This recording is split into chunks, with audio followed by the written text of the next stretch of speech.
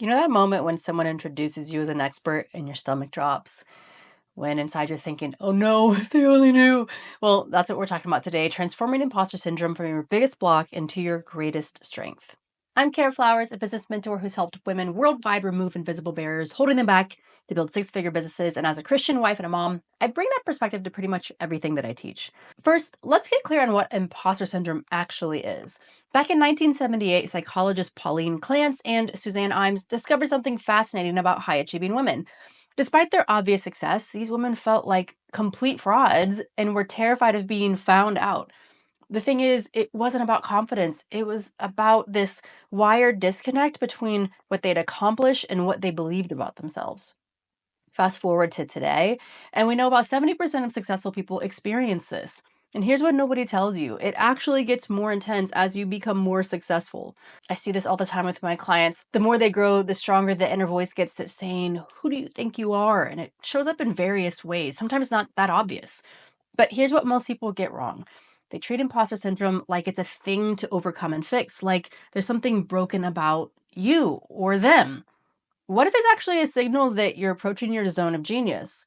I've come to believe that imposter syndrome is what shows up when you're making what Gay Hendricks calls the big leap, that jump from your zone of excellence into your zone of genius. Let me share 3 shifts that completely transform how you experience imposter syndrome. Shift number 1: recognize it as your growth compass. Did you know that when you feel imposter syndrome, your brain is literally in fight or flight mode? Neuroimaging studies have shown that your amygdala, the fear center in your brain, activates just like it would if you were facing actual danger. This isn't just mindset stuff, it's your neurobiology trying to keep you safe. And this explains why 62% of business owners with imposter syndrome avoid raising their prices. Their brain is literally saying, danger, don't do it. But just like that burn you feel during a workout, this discomfort isn't telling you to stop. It's a sign that you're growing.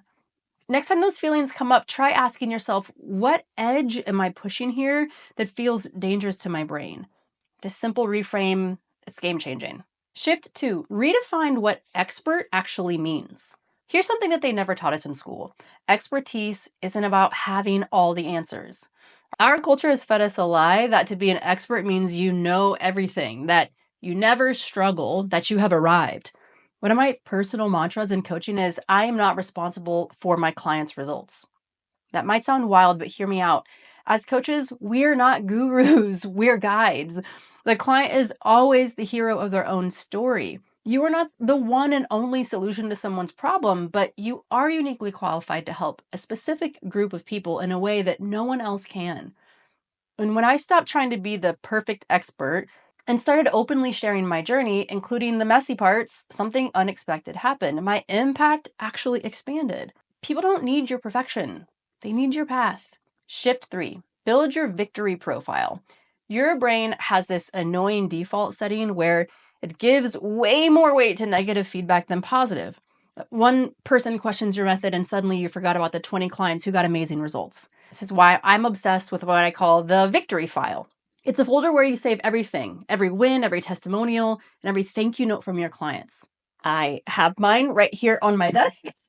And yes, I still reference mine even after years of coaching, especially in those days when I'm juggling client calls and 2 toddlers who decided that naps are optional. I've seen this shift everything for coaches I work with. One started treating her imposter syndrome as a compass, and when it showed up, she knew she was moving in the right direction instead of retreating. What if that doubt you're feeling isn't a warning to stop, but a sign that you have a God given calling that's bigger than you've imagined? What if your imposter syndrome becomes part of your testimony? Proof of how you walk through the fire to help others do it. What mental blocks are holding you back? I show you how to identify them here.